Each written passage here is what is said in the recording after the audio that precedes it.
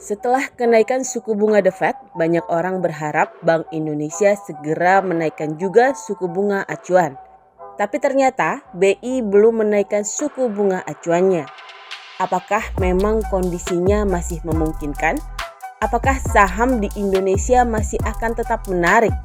Berikut ini analisis dari Roy Sambel, Profesor for Finance and Investment di IPMI International Business School. Ya, salah satu faktor yang lagi seru kan inflasi ya.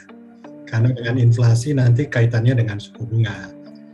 Bicara tentang inflasi, penyebabnya biasanya ada dua. Yang pertama adalah demand pull, karena permintaan makin naik lagi, ekonomi lagi boom, atau karena cost push, terdorong biaya yang naik. Nah, hari ini dua-duanya nih, karena cost push karena dari biaya energinya naik, itu cost-nya naik ya. Tapi juga demand pull, kenapa? Demand pull karena economic recovery kan ya. Kalau dilihat misalnya di Amerika Serikat ini penganggurannya terendah sepanjang 2 tahun terakhir ya. Jadi demand-nya itu naiknya kencang. Nah, jadi dari dua faktor sama-sama menyebabkan inflasi naik. Indonesia ada sisi baiknya, karena inflasinya kan gara-gara komoditi. Sementara Indonesia, suka atau tidak suka, kita masih negara yang berbasis komoditi ya.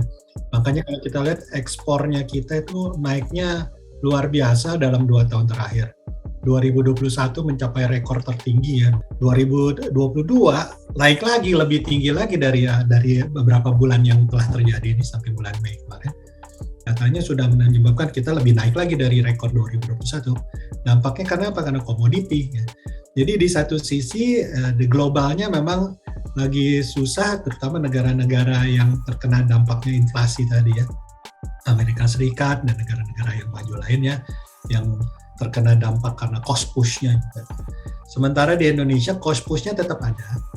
Tapi di sisi lain demand juga ada, tapi di sisi lain ada rekor ekspor kita jadi tertinggi gitu ya.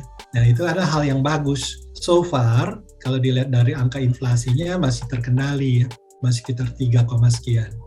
Bahkan dari World Bank meramalkan Indonesia tahun ini inflasinya sekitar nggak sampai 4 katanya ya. Kalau di global memang yang lagi diperhatikan banyak orang soal inflasi, sebab Amerika kan ada kecenderungan tekanan untuk menaikkan bunga ya.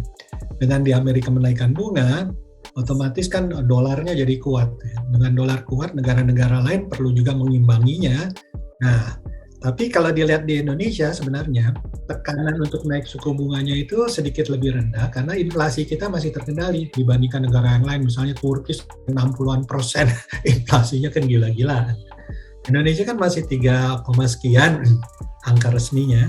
Jadi berarti tekanan terhadap bunganya yang saat ini masih bisa mengimbangi lah. Kemungkinan akan ada kenaikannya juga, tapi tidak gila-gilaan. Karena yang sekarang benchmark rate-nya BI-nya yang 3,5%, dengan inflasinya juga sekitar 3,5%, kalau ngimbangin paling naik 25 basis point atau 50 basis point di Indonesia. Sementara di negara lain itu kenaikannya mungkin lebih tinggi relatif terhadap keadaan sebelumnya. Jadi Indonesia mengalami hal itu juga, tekanan global, tapi di sisi lain ada sisi baiknya yang tentang komoditas dan ekspornya itu. Kita dapat windfall gain-nya dari situ. Makanya tuh Bu Sri Mulyani lagi senang nih karena pajaknya bakal masuknya banyak nih dari sektor ekspornya, dari sektor miningnya, dari sektor komoditasnya, yang menyebabkan rasanya target pajak tahun ini akan tercapai dengan baik. Dengan demikian bisa untuk subsidi untuk rakyat yang umum ya, misalkan ya BBM-nya meskipun sebenarnya kurang bagus kalau subsidi terhadap harga yang di endpoint-nya ya. Nah, kalau subsidi kan lebih bagus kan di sektor produktifnya kan, bukan di sektor konsumtifnya ya. Jadi akan lebih bagus untuk competitiveness dari produk-produk Indonesia di sektor produktifnya yang perlunya disubsidi untuk sementara, tapi jangan terus-terusan nanti tagihan jadi terlalu tergantung subsidi.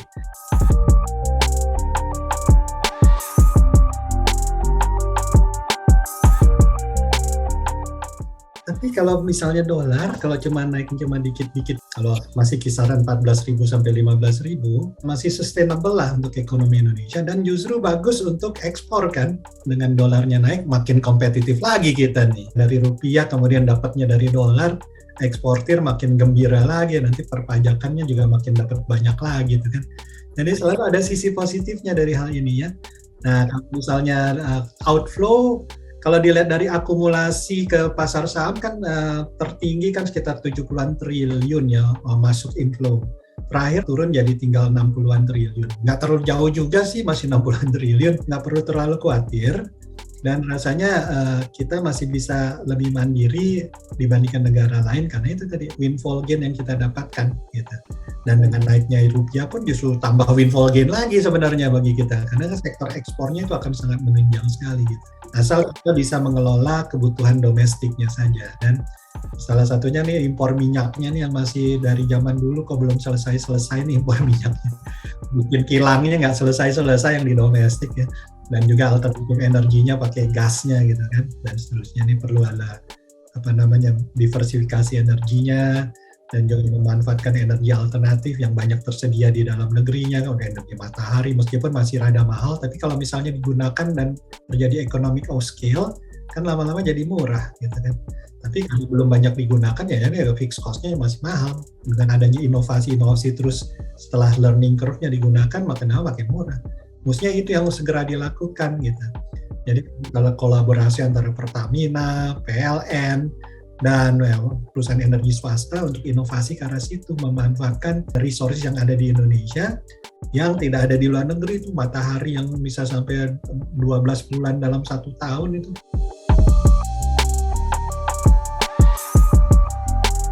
Kalau kita lihat yang lagi jatuh banget itu teknonya ya, koreksi besar-besaran ya, pengalaman dari tahun 2000 euforia yang seperti itu kejadian lagi, makanya itu sudah dikoreksi.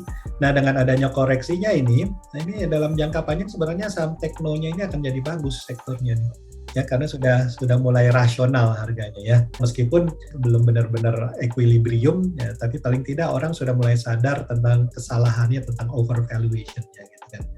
Nah kemudian kalau bicara tentang jangka panjangnya juga ya yang standar yang healthcare. Nah healthcare itu naikannya dalam 1 tahun terakhir sejalan dengan IHSG ya. Nah itu healthcare akan tetap menjadi suatu pegangan karena orang makin sadar tentang kesehatan dengan didorong oleh COVID-nya, dan didorong juga untuk makin majunya suatu negara, maka kesehatan menjadi hal yang primer ya. Yang mesti dilihat juga yang sektor yang berhubungan dengan green economy ya. Kita lihat tuh misalnya indeks keserikah hatinya itu lebih bagus 1 tahun terakhir dibandingkan IHSG ya. IHSG sekarang 16%, keserikah hatinya udah di atas 20%, kan orang makin sadar pentingnya green economy ya. Nah, ini sustainability dalam jangka panjang akan menjadi sesuatu yang bagian dari kehidupan kita sehari-hari.